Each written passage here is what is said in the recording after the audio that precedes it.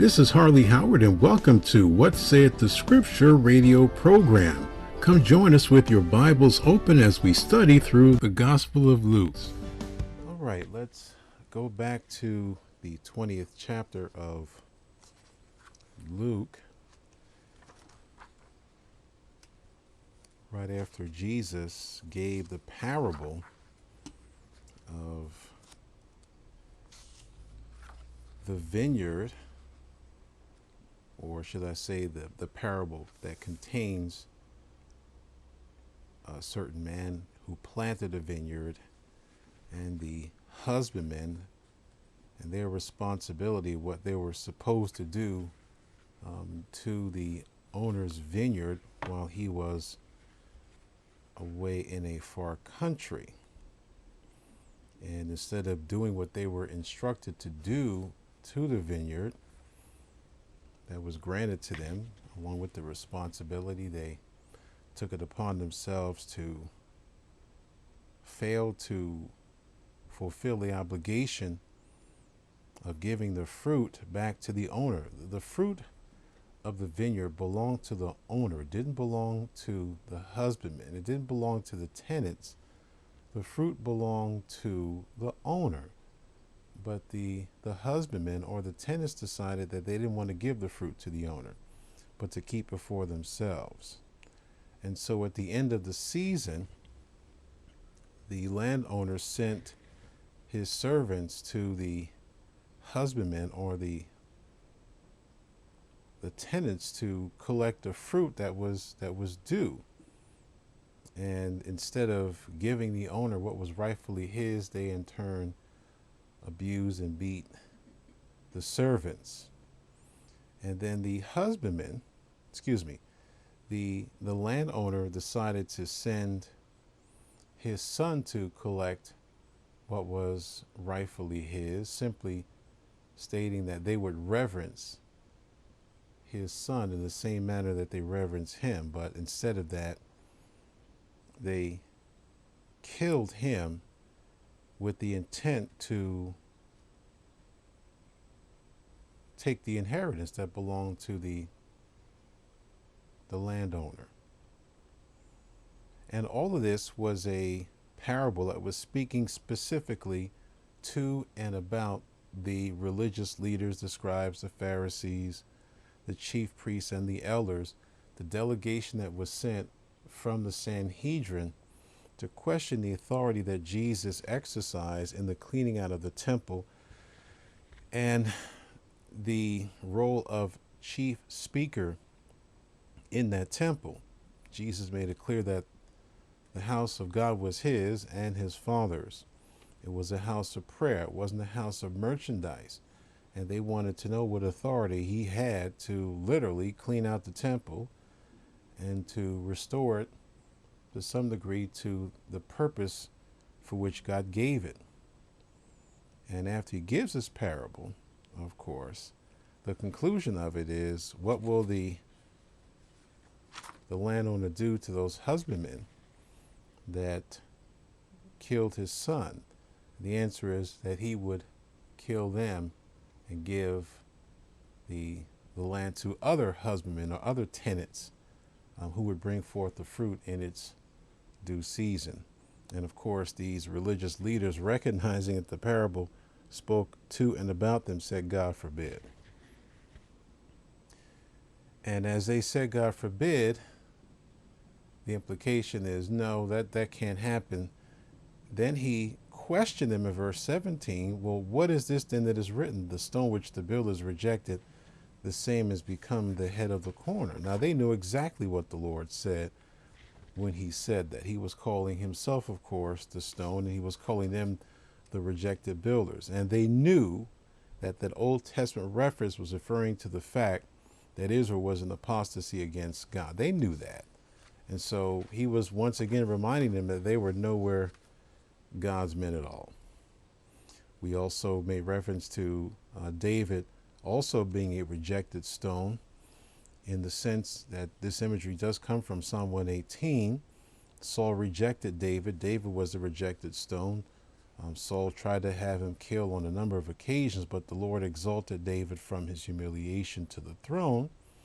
Everything was a work of God to fulfill the very plan that God had for his own son, whom the religious leaders tried to kill in this chapter, before and after this chapter, but at this time period.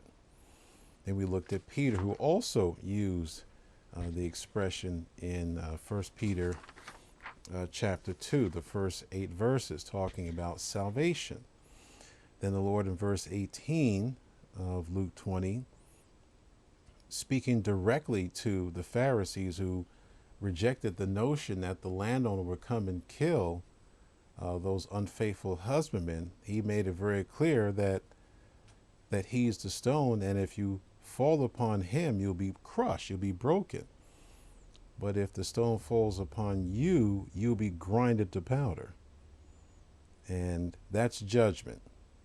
One is brokenness, it's mercy, not judgment. The second one is judgment and not mercy.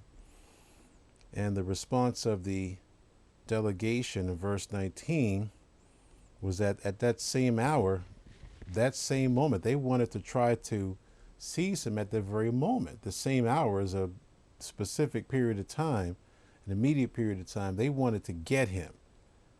They feared the people. They didn't have an opportunity to do it.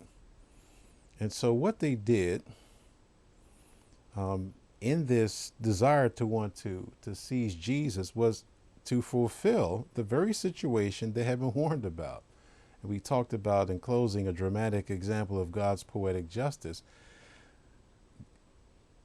God in the scriptures foretells this very event, and these men, prompted by hatred, rush to bring it to pass, not only upon them, but also upon the nation, which is exactly what would happen. He tells them exactly the kinds of people they are, and then they go about to prove it instantly. And so what was the solution? Well, they kept watching him, verse 20. They kept on watching him and sent forth spies. Now, this is, I read this passage and I'm always responding in the same way. It's astonishing to me. They sent forth spies which should feign themselves just men or righteous men, that they may take hold of his words, that so they might deliver him unto the power and authority of the governor. They watched him, this corrupt group represented by the Sanhedrin, and then they sent forth spies. They were so desperate to capture and to kill Jesus that they devised a scheme of sending forth spies whose job was to continue to watch him, to continue to listen to everything he taught, in particular that, to follow his every move. I believe disguised as disciples, and I think that's what the implication is. They were walking alongside of him. They feigned themselves to be righteous men, and so obviously they were walking alongside of the Lord and his entourage of disciples. They wanted to fit in, to be seen as one of the disciples. But that wasn't the intent, not in a positive sense anyway. They walked alongside him and his disciples, waiting for any opportunity to trap him by his words. The word spies refers to liars in wait who were hired to trap one by crafty words. So that was their intention. That was their intent.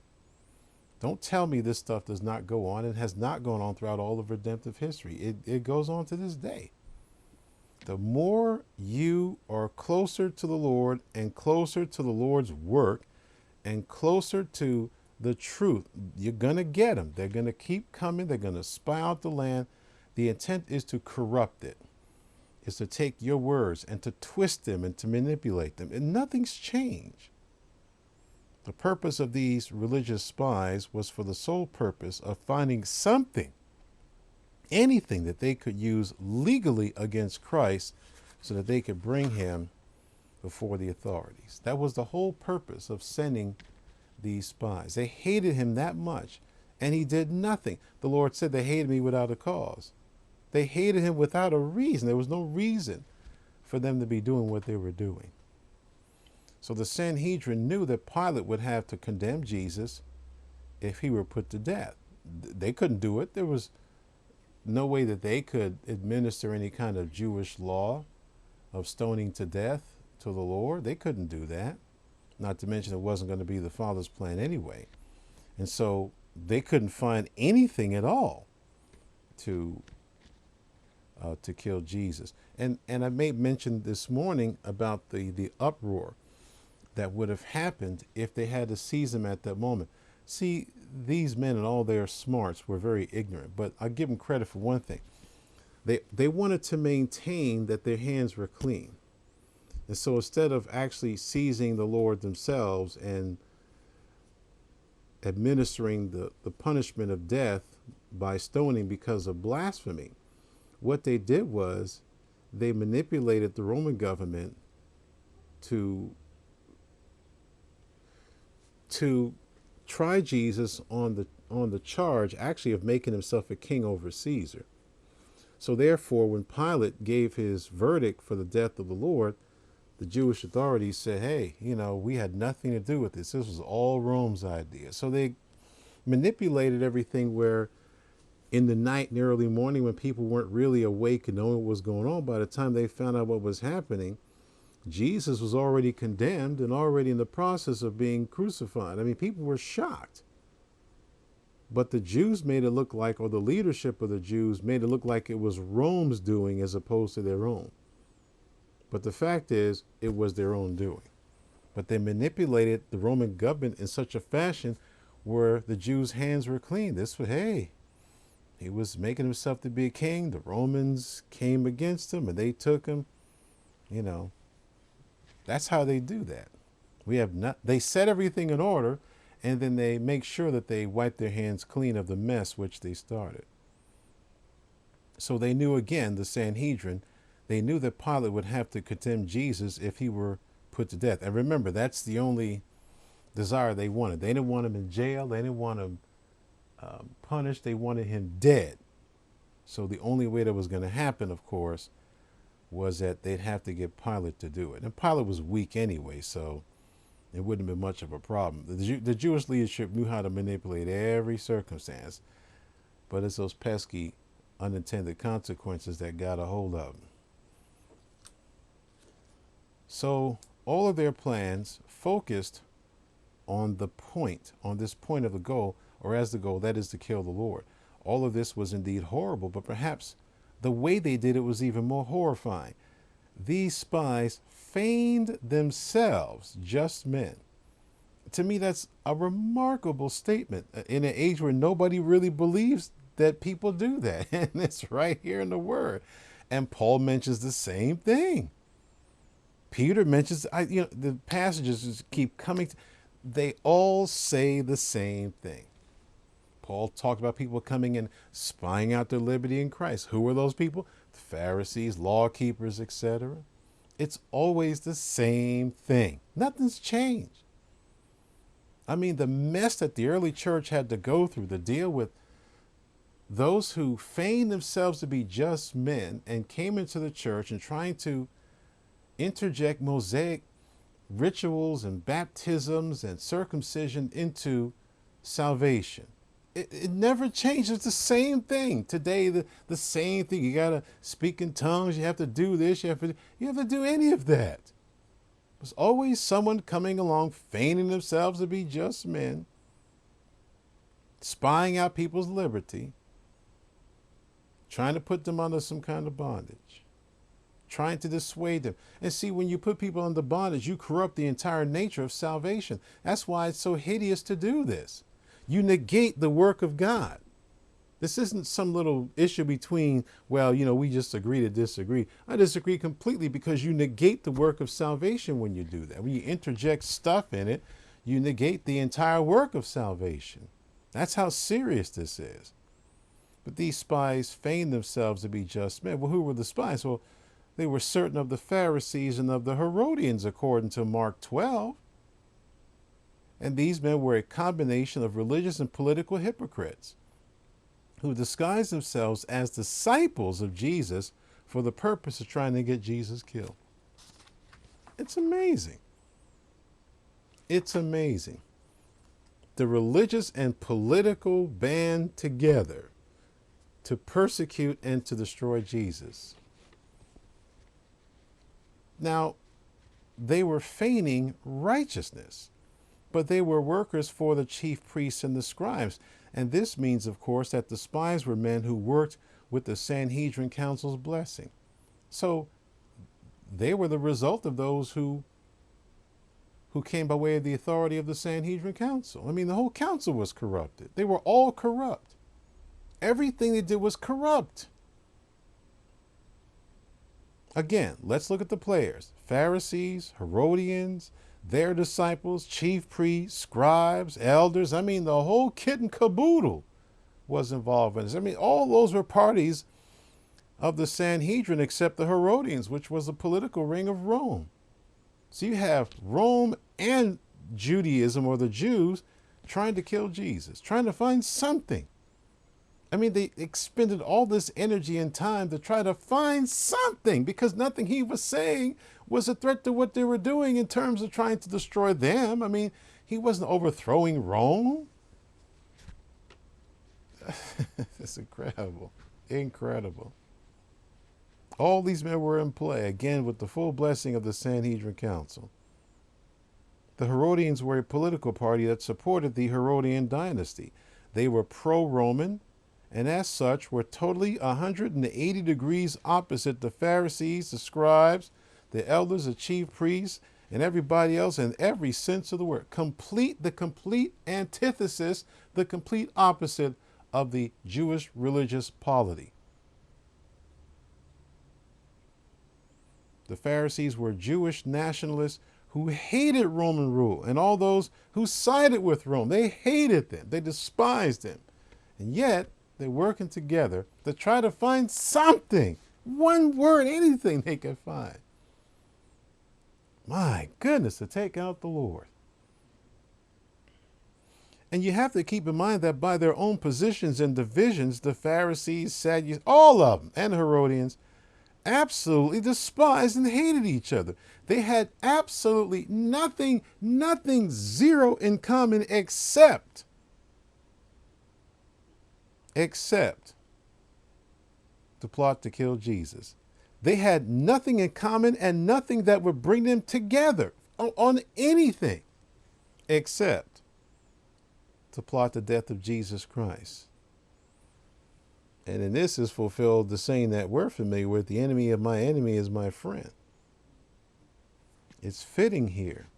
Their hatred for Christ was infinitely greater than their hatred for each other. And that's a monumental reality. I can't even wrap myself around, because he did nothing to warrant this. But behind the scenes is the higher battle between the forces of evil, the devil and his demonic realm, and the Father and the holy angels. Behind all this is something so far greater than you and I could even comprehend. Not to mention the wonderful and marvelous sovereignty of the plan of the Father. This was all a part of God's plan. Every bit of it. The amount of hatred they manifested towards each other and towards the Lord was almost unimaginable. They couldn't stand each other, but yet they hated Christ worse than they hated each other. And so much so they were ready to become friends, even if it was for the moment. How many in the church, in the so-called church, fit this description? How many people visit churches feigning themselves to be righteous men and women, boys and girls, whose entire motive is the destruction of the leadership within the church or of the credibility of the work itself, which in most cases accomplishes the same thing?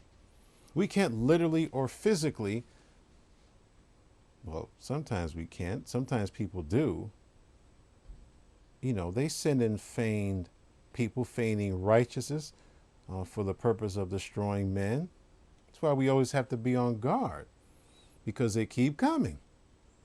And sometimes more than others. They, you know, a lot of these men, they establish a ministry, But they have this ridiculous notion that everybody in church is there for the right reason and everybody loves the Lord and loves me. Now, you better wake up. That's never been true, and it's not true now.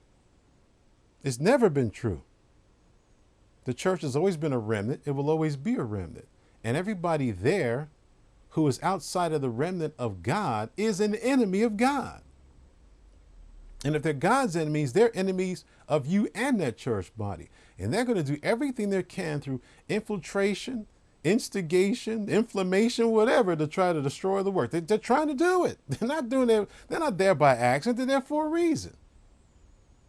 I pointed to many devils. What are you here for? And they laughing and giggling. They know why they're there.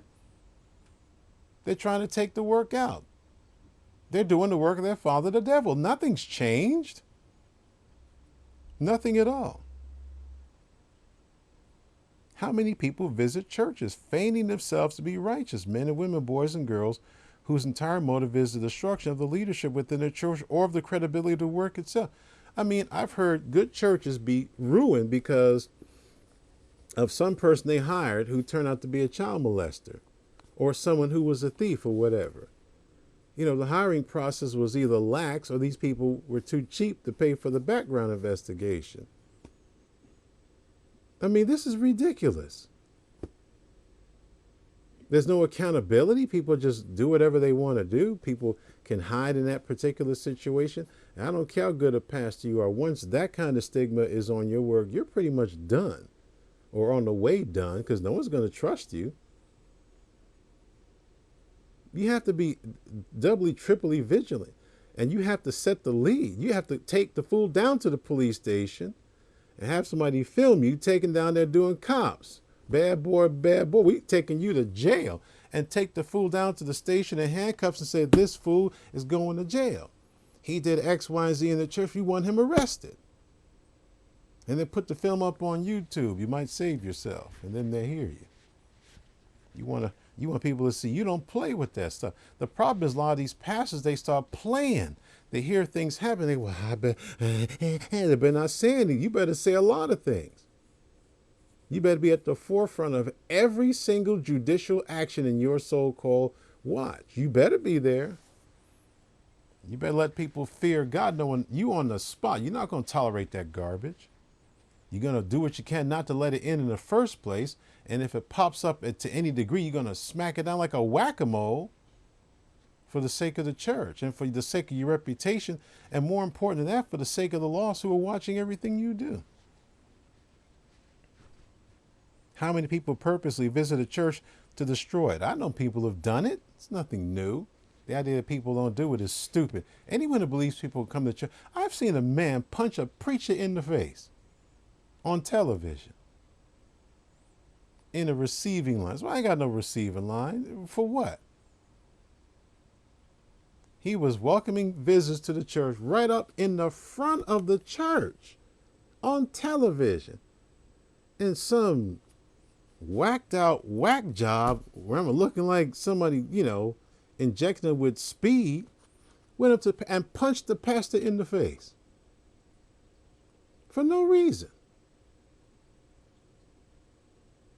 Punched the pastor in the face.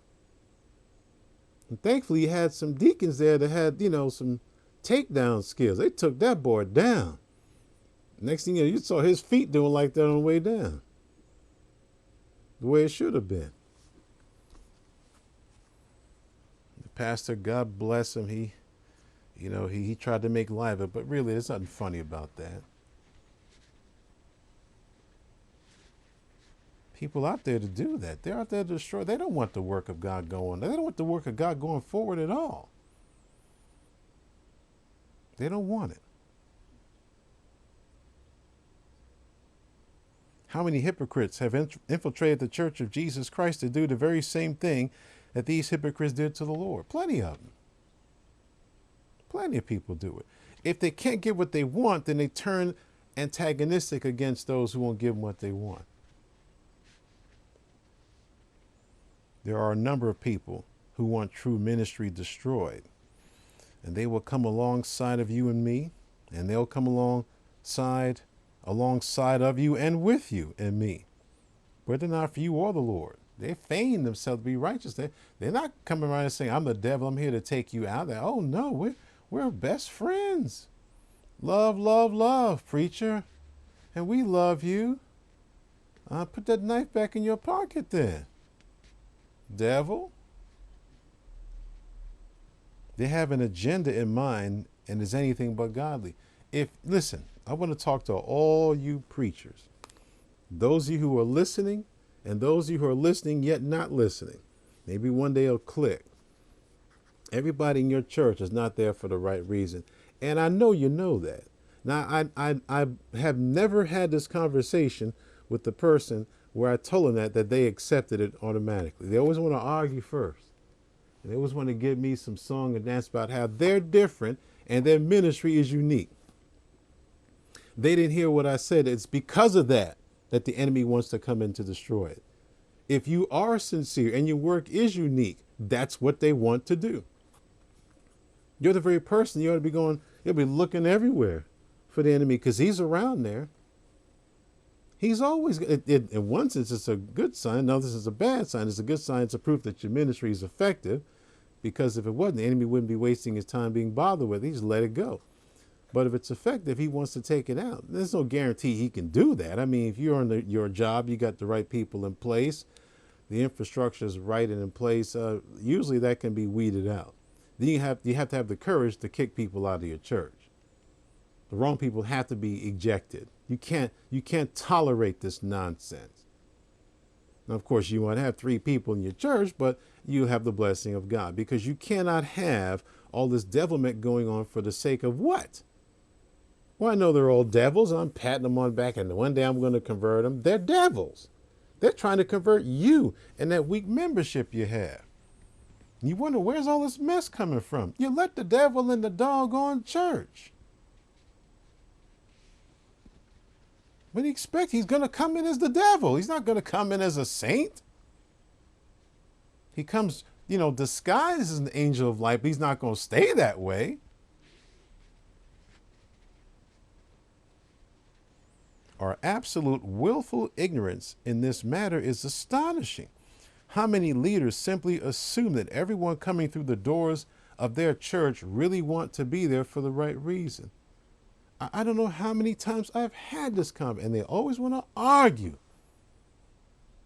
Well, Pastor, you don't understand. You know what? I don't know nothing. What you call me for then? Leave me alone. I just hang up on I got enough things on my mind to be dealing with. I don't want to be dealing with someone who already knows everything. You'll find out. Some of you going to have to find the hard way. You think you got it. You ain't got nothing going on. It has been on since the foundation of the world. You just one little peg in a pretty big place. One little fish in a mighty big sea of other fishes and whales and sharks and octopus and everything else. So you ain't doing nothing so significant that heaven and earth has got to stop. Thank you for listening to What Saith the Scripture radio program on Word Central Radio. May God bless you and keep you until next time is my prayer.